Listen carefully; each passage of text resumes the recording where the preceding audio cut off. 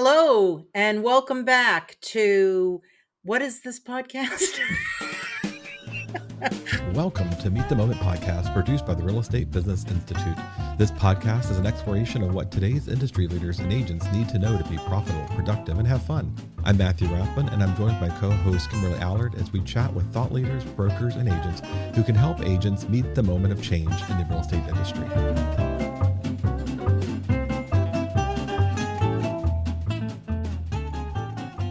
Hello, everybody, and welcome to another episode of the Meet the Moment podcast. I am Matthew Rathman. I'm here with my awesome partner, Kimberly Allard. Kimberly, how are you? Well, hello there. I am wonderful. You know, we were talking about this throughout the week. We were sharing notes about different things going on. I just closed a transaction yesterday, actually, a listing yesterday.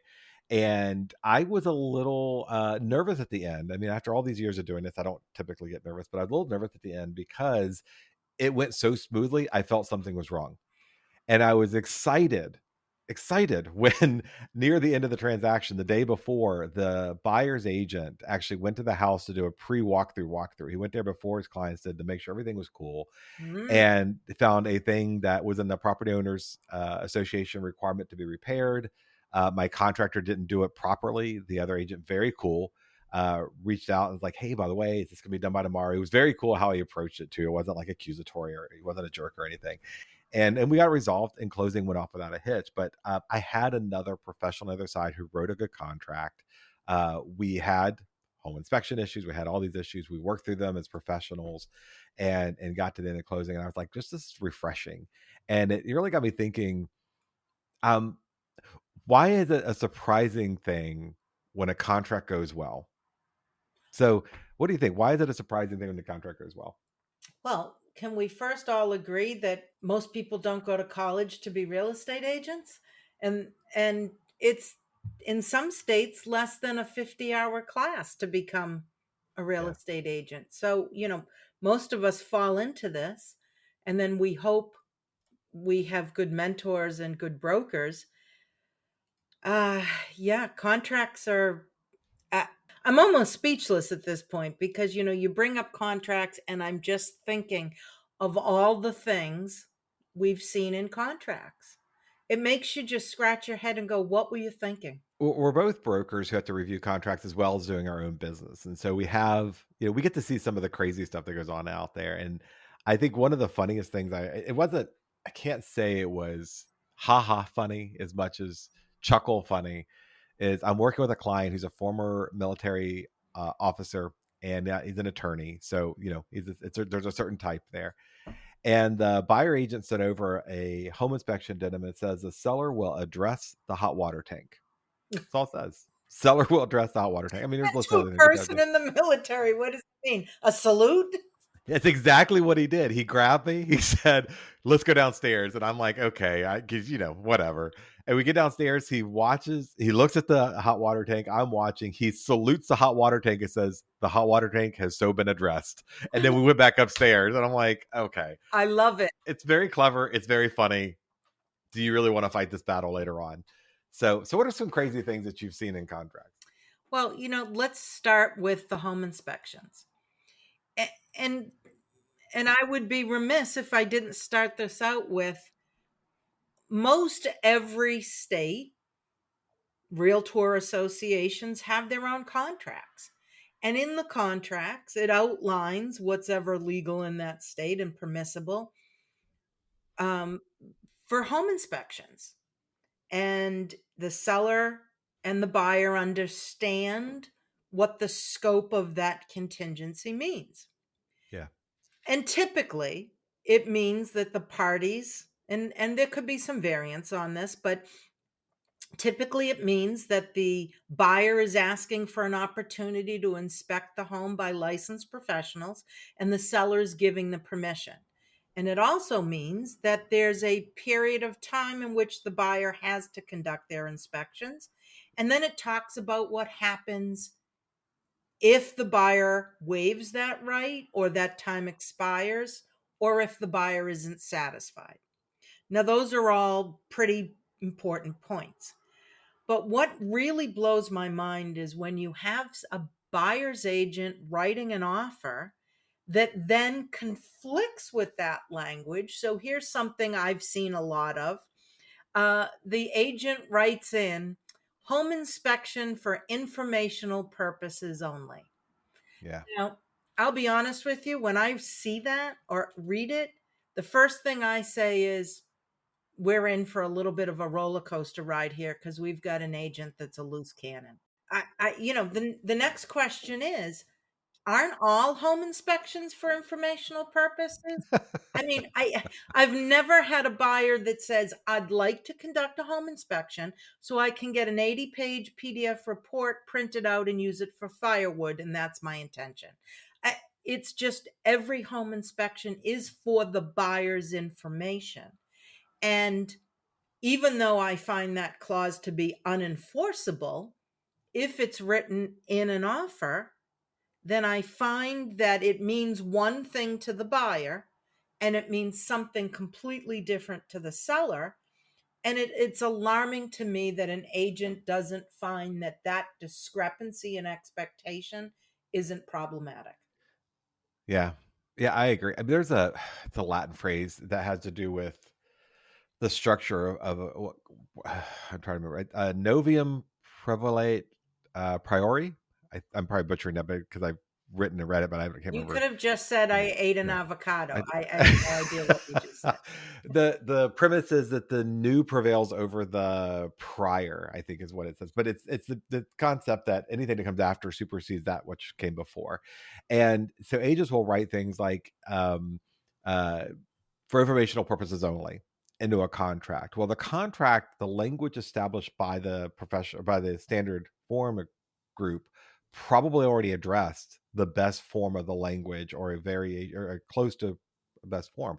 And so when an agent writes something in, they're essentially establishing that what we wrote here is what the attorneys, should we go to court, can pick apart. It doesn't matter what the attorneys and the forms committee did before that. We're also addressing 50 different states, 50 different rules and regs. In some states, you're not allowed to edit the contract at all. Only attorney can. Some states, like I'm licensed in DC, Maryland, Virginia.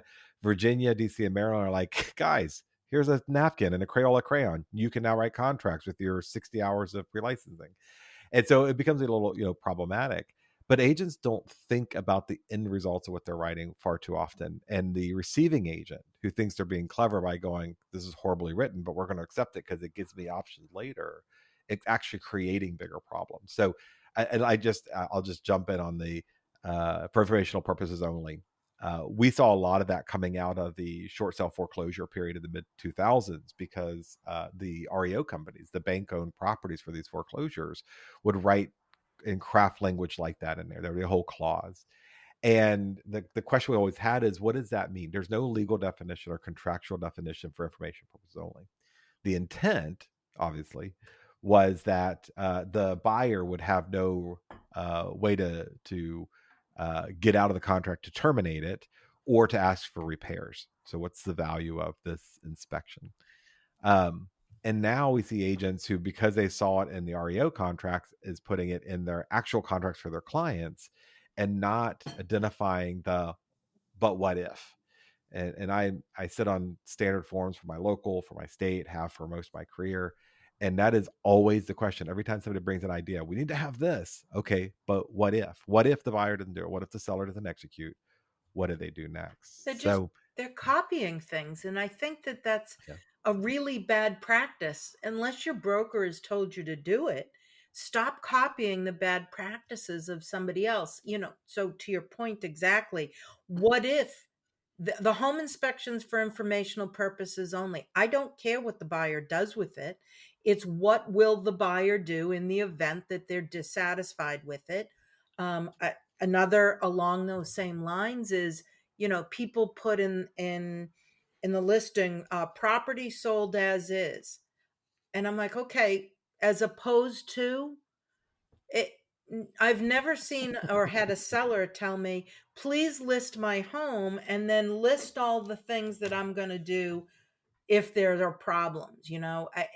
All homes are sold as is unless otherwise disclosed, and not the other way around. So I feel like So many of us often copy bad behaviors and we pick them up and then we can't really even explain them. And like you said, the attorneys have put this language together for a reason. It's because it it's tried and tested, right?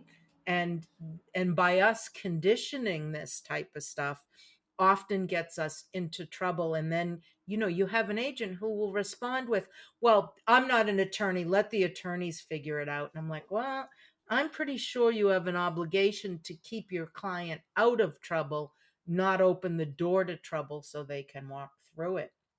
Um, Yeah. Another one of those examples would be when it's subject to the sale of suitable housing. There's a home to sell or home to find contingency form language somewhere out there that your brokerage and or your association has put together. But when a buyer or somebody puts in a contract subject to the seller finding suitable home, when? By next year? Next month? Next decade? Yeah. And do they have right up until that day to find it? Or might you want to say, if they haven't identified something 30 days in advance, we're pretty sure they're not going to have it on that day. And then does the buyer get to withdraw, or are you holding the buyer hostage? Does the seller get to change their mind? What if the buyer has already incurred expenses? So there's so much of this stuff just left out there to wave in the wind. And it's really, you are not doing your client a service by making up clauses. Yeah, I not yeah, making up clauses and not understanding them. I was teaching an AI class, and a student came up to me afterwards, and she said, "I don't like this AI stuff." I'm like, everybody I talk to says that, but why don't you like this AI stuff? She goes, "Well, first of all, we need to outlaw AI so everybody's an equal footing in the industry." I'm like, okay, that's not going to happen. I said, give me an example of how AI has hurt you. And she goes, well, my client keeps calling me and they put their contract in ChatGPT. They're asking ChatGPT questions about their contract, and ChatGPT has pointed out some areas that I gave them wrong information, and my sellers are upset. Like, well, the cure to that is not getting rid of AI. The cure to that is for you to know your contract and explain it well. And I think let's talk about where where the clients, why are they checking on it? It's a lack of confidence in their agent. What are they checking on? Those types of things. And it is amazing to me how many times over the years that the core understanding of a contract has been lost on the agent, or they didn't keep up with changes as to why they didn't understand what a paragraph meant. And these are things that this is the vehicle that we use to get into and get to closing, and the agents don't understand how to operate their vehicle. And in this episode, with this kind of long intro to all the problems, we are going to talk about some hacks to make your contracts better and stronger, and some ideas that you may be able to incorporate in there. And I want to start with one more and only one more Latin phrase. Um, Costas bella it's another Latin phrase, but it talks about the cause of war, or because the cause for war rather. And I find that a lot of agents create, through lack of understanding or through trying to think to be crafty, the opportunity for battles to be fought in a contract that could have been resolved with proper documentation and a proper offer in the very beginning. I'll give you an example. This will be my first kind of gimme hack here. And I think the most practical for this is a home inspection. And we understand and we acknowledge every state is different, and some of you can't edit your forms. That's the minority of states. Most states allow the agent to write simple addendums and clauses on behalf of their client within an agent's relationship. But all the stuff we're going to talk about is subject to your broker and legal counsel's supervision. Probably should have let off the episode with that. But with home inspections in my area, the standard language is that you have a right to a walkthrough. You can do it within so many days prior to closing. And most agents, setting their clients up for failure, do that walkthrough like 2 hours before closing. Well, contrary to even listing agent or seller's best effort, there are going to be times in which they just don't do the work to the what the buyer anticipated the agreed upon work to be done, or the house wasn't as clean as the buyer thought it would be, and the seller was there. And if you're the buyer agent and you take your buyer through 2 hours before closing, you have forfeited the right to a reasonable conclusion to your conflict because you've given no time for the seller to respond to that issue. Right. And so let's say the repair wasn't done well. You're not unlikely to get a contractor out in 2 hours. So now you've delayed closing and there's disclosures that had to be done and a rewrite. It's Friday and everybody's, in a truck and frustrated. And so very often buyers just go, I'll just accept it because I've got to, right? I'm in this position where the windows are cracked because the German Shepherd's, leaning out the window and we are closing in 2 hours. I guess I'll just suck it up and accept the condition. Maybe escrow is not allowable or whatever. Or their To rate might be expiring. I mean, you've really put your buyer in a bad position to wait till that 11th hour. That's right. And if I had written an addendum that said, hey, here's all the things we want repaired, I'm going to be very specific on what those repairs are going to be. I'm going to, and then I'm going to ensure either because of the standard language of the contract or because now is the time to get the sellers to agree to certain things. I'm going to reserve the right to do more than one walkthrough. So I want the repairs done, let's say, for example, 6 days prior to closing. I want Yeah. receipts to ensure they're done. I want the contractor's notes. And then anytime between 6 days and the day of closing, I'm going to do not one, but two walkthroughs. One of those is to come through maybe 5 days prior to closing, the day after the repair is all supposed to be done. My buyer and I are going to look and say, did all the home inspection repairs get done to our satisfaction and in accordance with the contract?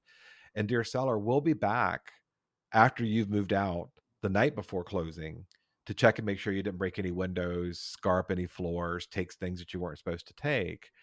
And that extra 15-minute walkthrough that you do 5 days prior to closing, as opposed to the last minute, gave everybody 4 or 5 days to resolve any conflict in their walkthrough. But doing that means you had to think about it when you're writing the addendum and have the presence of mind to go, if they don't do the repairs, what if? And Yeah, how do I where resolve them? where could this go wrong? Yeah. And So and I just want to repeat what you just said. It's more a repair addendum isn't just the repair items. It's when are they expected to be completed? In your example, and I agree, at least a week before the closing. There's a walkthrough allowed immediately after that. And the expectation is that the seller provides receipts and is hiring licensed professionals where needed and is pulling permits where needed and required. Because I can't tell you the number of times that I've shown up back at a property to find out that the seller is the one. I mean, a mason may not need a license, but I mean, the seller was supposed to repair the steps and it looked like their kids used, uh, what's that glue in the caulk thing? Liquid nails. It looks like they used liquid nails their in a kid looked it looked like their kid used liquid nails and a caulk gun to glue in some bricks, and it was just awful. So, but shame on, whoever wrote the repair addendum, but a good repair addendum will say, I'm going to get receipts. And I always say, the amount can be redacted. I don't care what amount you negotiated for those repairs. That's not what I'm concerned about. I want to see the licensed professional that did it, whether or not there was a permit. And then, like you said, getting in there a week before because you're essentially saying, I'm going to accept the house however I have to if you're in there the morning of the closing. Yeah, you have you've stolen from the client their options to have the best result because of just the customs of what we do, just the things that we do. I don't know about your area. In our area, if you go 30 minutes north of my primary market, the escrow deposits are usually 1% of the sales price. In my area or south, and it's all custom. It's not like somebody did a mathematical equation. It's like $1,000 or $2,000 for escrow, and it's always just puzzled me because most people's mortgage is worth more than what that escrow deposit was, that Mhm. the earnest money deposit. And so at a minimum, if the buyer defaults, your at least extra month of mortgage to put the house back on the market is your damages. And so if you're the buyer agent or even listing agent and you accept a low escrow deposit and the buyer fails to perform, the seller's obligation is likely just to sue the buyer for all the damages that they had because the escrow wasn't enough to cover it. And you know, as a listing agent, you're sitting there going, well, the buyer says that they're going to put $30,000 down. Well, why can't a portion of that deposit be held in escrow as a promise to perform? Because they clearly have the money there. So why aren't you asking for those things so that there is some more meat in it that reduces buyer remorse and gives the seller some more rights to damages? Um, and when you talk to most agents about it, they don't even think about a calculation as to what the escrow should be, other than it's a big enough number to get my client's attention. It really, really, I mean, it really should be. Is this enough to cover even a month's worth of damages for your client? And I'm making up those numbers for illustration purposes, but it can be quite low in some area and be a fixed number just because that's what everybody writes, instead of actually thinking the issue through. Yeah, and then if you're a seller's agent, it is your job to negotiate what's in your client's best interest. And and for example, I'm in the Northeast, so we're in a very high cost area here in Massachusetts, and it's customary to have 5% as a escrow deposit. And I'll take this one a step further. It's when agents say things like, well, this is what we just do. And I'm like, well, you don't know what, ask yourself, why are you just doing it? Because you saw somebody else do it, or did your broker actually tell you and explain to you? And then when, for example, in an escrow deposit, when somebody says, well, they've got 5%, they won't walk away. They won't? Yeah, How do you know that?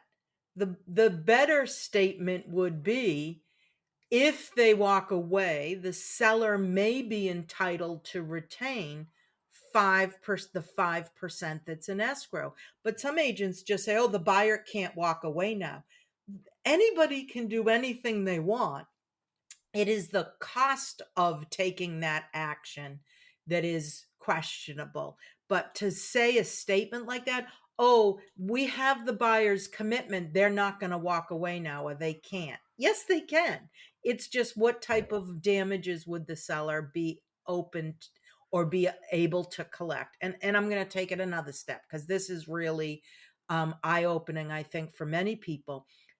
I don't know about you, but in our state, it's virtually impossible to retain escrow funds, even though it says it very clearly in the purchase agreement that if the buyer defaults, the seller shall retain the money. Well, and let's say it's a $25,000 deposit. I literally had a buyer walk in at a final walkthrough and decide that they didn't like the house and didn't go to the closing.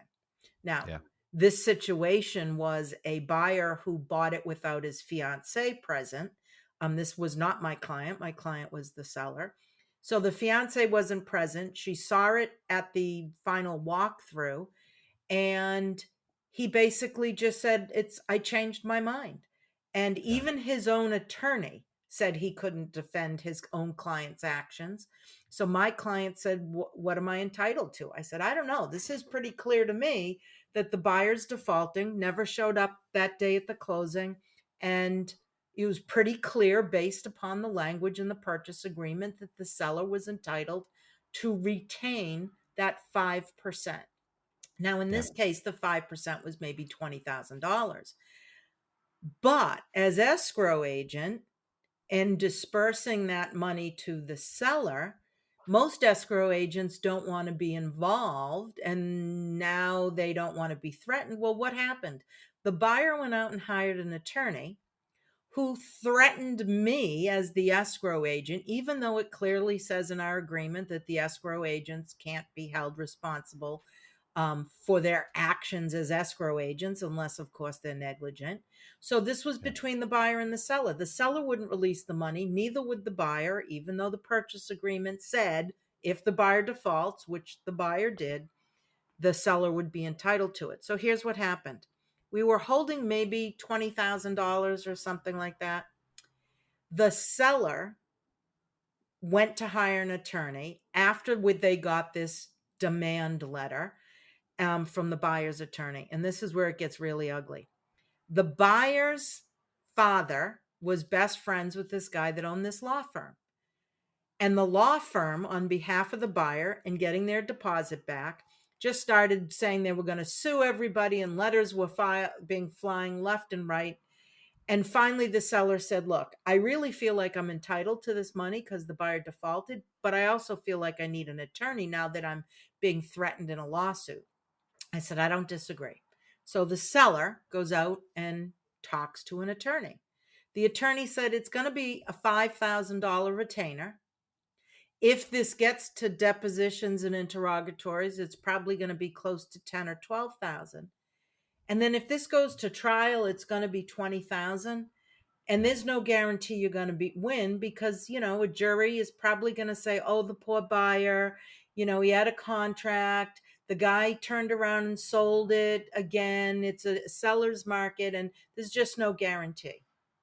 So my client release the funds back to the buyer. So this is what I'm telling agents and anybody else who's listening. The contract may say that you're entitled to this, but if it costs you 25,000 to get 20,000, you're likely not going to engage in that type of legal pursuit. Yeah. So we as agents should be very clear that it's what the document says and it's possible, but the likeliness of it might be something else. And I've yet in 27 years to meet a seller that actually wants to, after going through that whole experience of negotiating and inspections and thinking they're closing, the last thing they want to do is have more anguish and they just want to move on. So, when an agent says, "Oh, a buyer can't do this or you'll get this money," I think you get ahead of yourself on that one. And it's another phrase that just really bothers me when I hear somebody saying something like that. Yeah. Yeah, and uh, there's also the option. When you look at and again, we're not attorneys. We're not giving you advice on that. We've just very experienced, and I think both of us have done some expert witness work, and we see what these attorneys are going after and how they're calculating damages. One of the calculated damages that are involved is very often our commissions and compensation. If there's an agreement to compensate, and I don't get compensated as an agent because the buyer defaulted, I could enjoin or I could even pursue losses. But the courts will very often not, they won't give you the totality of the damages. If the house gets sold again, then you did get compensated. Yes, there was extra work and you may have some reasonable fees due. If the seller sells the house, puts it back in the market and sells it in 30 days, they're not going to get the totality of the damages that all these attorneys are ramping up. They can get damages generally for whatever they can prove they were actually damaged for, not just the escrow, not just the sales price of the house. And we certainly rarely see courts order a homeowner to sell. None of that stuff is absolute. There have been courts that have ordered people to sell. There have been courts who have given astronomical damages that weren't justified. But as a standard course, for all the posturing we do with escrow, or all the posturing we do for the contract says, we're still dealing with humans and emotions. And the best resolve is to have clarity at the time of agreement in our written statement, so we don't have to get to the end. I'll give you another example here. Smart homes, back in about 2016 or so, when they started becoming a little more popular, what we did, I sit down with some clients. I'm like, "Hey, when you go to sell your home, which of these gadgets are staying, which ones are going?" And some of your clients, they'll leave the Nest thermostat, they'll leave the smart doorbell, they'll leave the smart lights. And I find a lot of agents don't really clearly understand what personal property versus real property is, and for good reason. There's some confusion about it, even among some courts. Some have ruled that TVs are real property because they're bolted against the wall, whereas the majority of us probably believe that they're not real, that the mount may be real property because it's bolted to the wall, but the TV itself isn't. And so you get into some of these areas of lack of clarity. And in Article 9, and I'm paraphrasing, I don't have it in front of me, but Article 9 of Code of Ethics basically says we have duties as agents, as realtors rather, to ensure that the agreements of the parties are in writing. And I don't know that every agent takes that to heart. But I do. So if I have a client, let's say my buyer's walking through and we identify some blinky boxes on a shelf in a closet somewhere, I think there's an obligation to identify what those boxes go to. So, for example, in my house, I have Lutron light switches in my studio and theater room, and those light switches are, $150 as opposed to $100, or compared to $1. You can get a traditional light switch, or $1.75, whatever they are. But that Lutron light switch requires that little plastic box on the shelf to work, or it's just a regular traditional light switch. And so if I'm a buyer's agent and I identify these unique devices in a home, I need to have the mindset that I need to defend the client's interest to ensure the buyer gets the totality and functionality of that device, not just the Lutron light switch. And you don't, as an agent, need to know all the magical things about a Lutron light switch. You need to be able to identify what they are and identify a path to defend your client's interest. And so, um, one of the places I start off with before ChatGPT was just opening up the Google app on your Android or your iPhone, and in that app, you can do a search through the camera, and it would Google the photo of whatever little box you had and tell you likely who the manufacturer was and what it does. Now with ChatGPT, you can open up the camera on ChatGPT and point it towards the little blinky box, and it'll tell you exactly what it is, how much it's worth, and where you get it, and all the rest. Once I've identified what it is, adding some language or contract, and this is language I've been using almost 10 years now. Gosh, it's hard to think that 2016 was almost 10 years ago. But in every contract, because our standard forms, they do now after a lot of me pushing and writing letters, but the standard forms didn't address it. And so I had a language in my contract that just said, look, all the smart home devices or any the home technology that's going to convey has to convey with all the hubs and the peripherals and accessories and whatever it takes to ensure that the device functions the way the manufacturer intended, right? So I have much cleaner language than that, but essentially that's the language.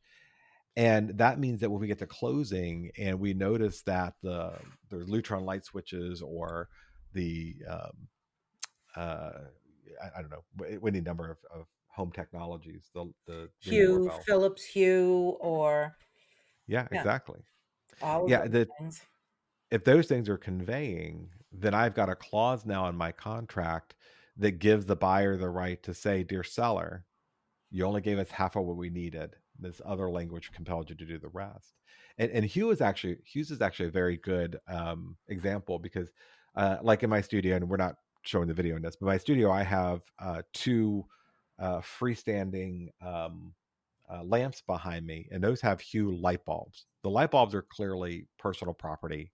It's not real property. It's not attached. It doesn't have to be there for the work room. But the overhead light I have that's wired into the ceiling is a Hughes ceiling light. All of it's controlled by the same app and the same peripheral, the same hub, but the light overhead is real property. It's bolted into the ceiling, it's wired in, and it's required to have light in the room.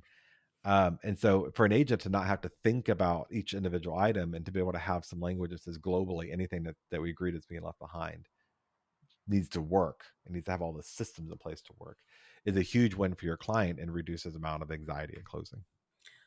You know, and wouldn't it be nice if we as sellers agents started with, and I remember this from decade. What was NAR's when they had a group or a division at NAR?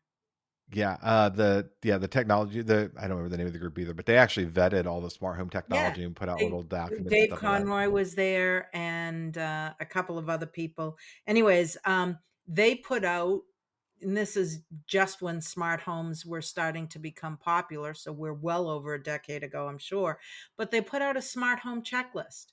So as a Hmm. listing agent, you could identify with the seller. Do you have the ring doorbell? Do you have cameras? Do you have lighting?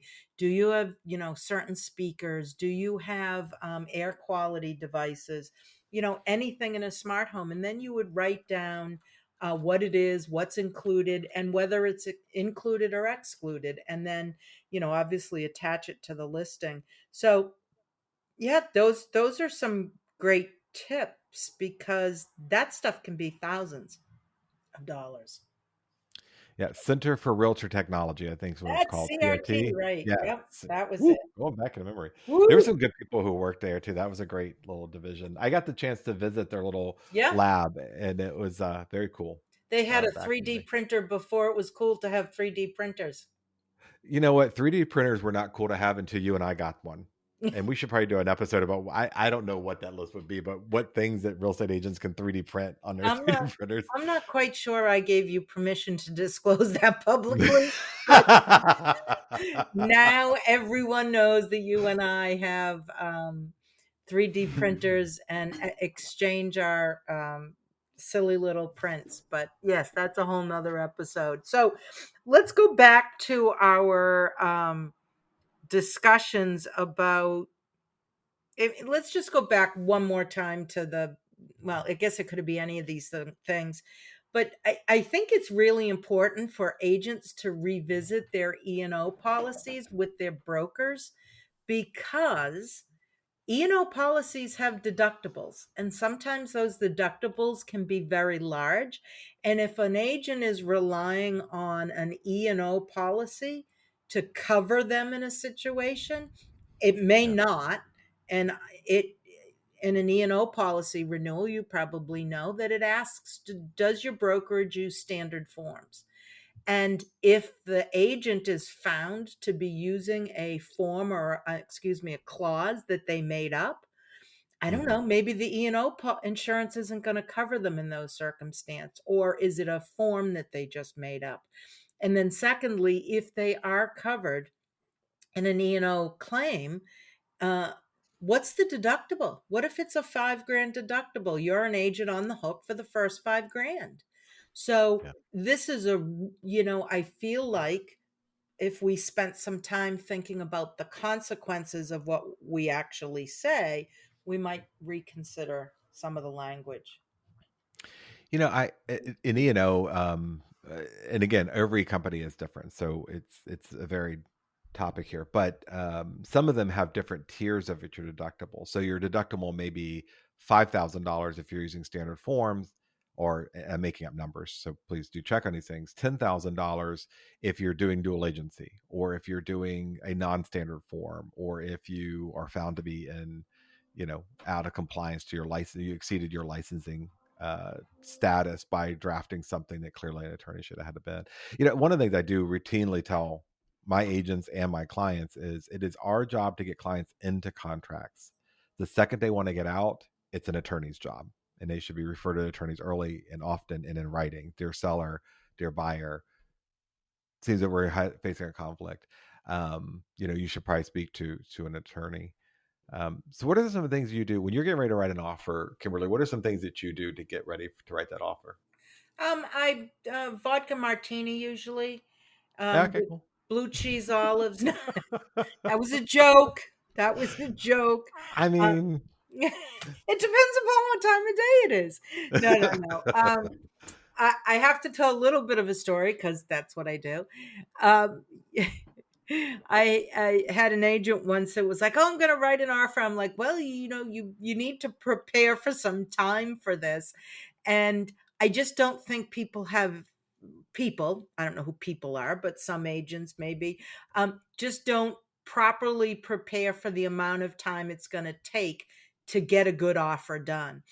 And what if the open house is from noon to 2 and offers are due in some crazy way by 4? And it's like, are you going to be somewhere that you have access to your form software? You know, bad Wi-Fi can make it miserable to try to put an offer together. And I am thankful that I can put something together using my phone or a tablet. But the first time you trying to do that should not be on your phone or tablet because that's another miserable experience. You have to be proficient in your, whether it's DocuSign, Dot Loop, Remine, Form Simplicity, Zip Logics, whatever you're using. You've got to be proficient. um, uh, just another prep tip is, how about you have your clients already set up in your e platform, your DocuSign or whatever you're using, because there's nothing worse than having to recreate the client's name, their full Mhm. name, their middle initial, their email address. This stuff can be populated in advance. You can pull public record information in advance. You can pull your RPR report. I always like to give my clients an opinion of value on the property that they want to put offers in on. So that can be done and then fine tuned before you get to the property, and then fine tuned afterwards. I mean, there's just so much. And I mean, I don't want to make it sound like this is the obvious, but we have all seen handwritten offers that look like ransom notes. It's it's just like, yeah, if this is your best foot forward now, I can only imagine what it's going to be like afterwards, or at least be have legible handwriting. Yeah. Um, Understand what the fields are used for. It says something about a home inspection, and instead of the date, it's yes. And then, if you're the agent that mix up the loan application date with the loan commitment date, and your dates are backwards, it's like, oh my Lord. And your math is wrong. There's just, let's just get the basics. And I think from any negotiating standpoint, um, agents, in at least in this market, sellers agents are really already looking to cross you off a list. And if your offer is late, messy, not complete, or in the format that the listing agent wanted, they're they're going to kind of check off a box, and it's going to go against you. So I would say, just from the get-go, look at the instructions that the seller agent is given. And if they want one PDF, then figure out how to do one PDF. If they want it emailed a certain way to a team member, just do it. I mean, you're not going to fall on your sword over these little things. I think those are all kind of just really good places to start. Yeah, I mean, I agree with a lot of that. I'll give a couple hacks. Before I do, I'll just I have to tell a story. Actually, this just happened last month. My brother and I went camping, and I'll say my wife is very patient with me when she knows that sometimes our plans get interrupted. Like a date night never gets interrupted. I'll put the phone down for that. But like we're doing something, going out to a winery and just hanging out. Sometimes that client calls and you have to go do it, or you have to send an addendum or something. She's very patient. My brother is not at all patient, and because he's also not benefiting from the income of me taking a break from that thing. But we were camping. We just got the campsite set up, and I sit down and was getting ready to get out some fishing gear. We were right in the side of the lake, and an offer came in, and honestly, it was a little unexpected because the house had just gone on the market, and we're like a lot of people, we're seeing a little bit of a languishing on the market for a month or so before we get offers. So, but we had just put it on. The offer comes in, dings in my email, and my brother he's getting out the flask with the bourbon and the bait and all that stuff. But I was able to pull up that offer. Luckily, it was an agent who I like very much. I've worked with a couple times over the years. Very trustworthy, very good offer. And I immediately just felt like my chest relaxed a little bit, going, yes, I'm got to do this by the phone, but at least I have a good agent on the other side. Yeah. That reputation is the best thing you're going to have going for you when you write that offer, because so much of that, even for we talk about this in the RE&E class, right? It's so much about the approach and professionalism of the other agent and other parties that can get you a long way. And it's a good agent, so he sends over the offer, and I look at it, and there are some things. There's a couple little tweaky things we have to counter on. Price wasn't exactly where we wanted, but we weren't far off. Able to call the client, walk her through it, after forward it to her, could make the adjustments quickly on my phone and send her within 35-40 minutes. That includes phone calls to the agent thanking him for the offer because he had called ahead and did all the right things to chat about it. Calls to my client, editing on my phone and hitting send. I was back to fishing and sipping out of the flask, and it's because I was prepared. Right, I had the app on the phone, even with kind of crappy internet speed. It was still enough to get there. But I have templates for writing an offer uh, saved as a PDF on a cloud. So whether it's Google Drive or whatever, because SkySlope can go down, or ZipLogic or ZipForms can go down, or whatever, and I don't Yeah, want to be good point. beholden to those things. So I have a PDF copy of everything saved out of the library in a folder that I can pull up anywhere, anytime from any computer if I need to get something done in a hurry. Um, but on top of that, it's also about some research. So I have a certain if I get an offer, I'm the listing agent, I get an offer. The first place I go is to the real estate commission's website to make sure the person making the offer is licensed. And the second thing I look for, and I know this is because I'm, me, I look to see what their continuing ed looks like. Like if they've got 0 hours of continuing ed and they're a month away from relicensing, I just assume they're not well educated. But I want to make sure they're licensed because we've had a lot of times where agents have expired licenses. We've had times where they're coming out of a bordering state and actually aren't licensed in our state when I write the offer. So I check that real quick. I have just a little mental checklist, or not a mental, I have a written checklist I go through. It's on Todoist for me, and got an offer in, and I don't want to miss anything. So, there's little things like checking the license status of the other agent, looking for documents. You mentioned uh, having a singular PDF. I'm that guy. I'm that listing agent that says, please send me an offer in a single PDF.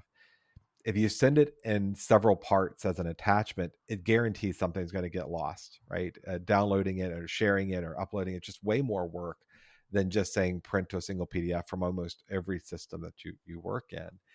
And the first thing I do if it's in multiple parts is I combine it into one part in a logical order. And then I send to my client and we review and we go over it together.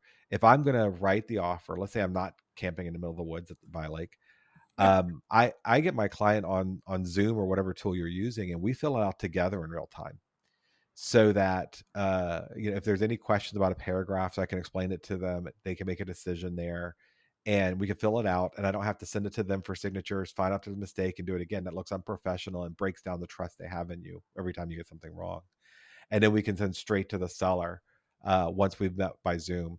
Because the other thing under Article 9 is that we have an obligation to review anything with our client before they sign it. And prior to June of this year, being 2025, prior to June, that stipulation in the Code of Ethics was only for things you were getting signed digitally. And now the language has changed, and it's anything that you ask your clients to sign, you have an obligation to review with them before they sign it. And I want to give them time to think and be comfortable with it. If they're a buyer, we're going to do a CMA. And by the way, RPR just launched a really nice looking new CMA template, so you can do it pretty quickly. I want my buyers, I want no chance of buyer remorse. I want to see the house, feel comfortable in it. I want to see the numbers, to see the asking price is reasonable and fair compared to other properties. Um, do the estimated cost sheet in every offer, whether you're a buyer or seller side, so they can see the numbers and have comfort with it. And then we'll send it over once they're comfortable instead of just hurrying through it. So that's a little bit about my pre-offer ritual. Thank you for listening to part 1 of this special 2-part episode from Meet the Moment podcast. Part 2 is now available.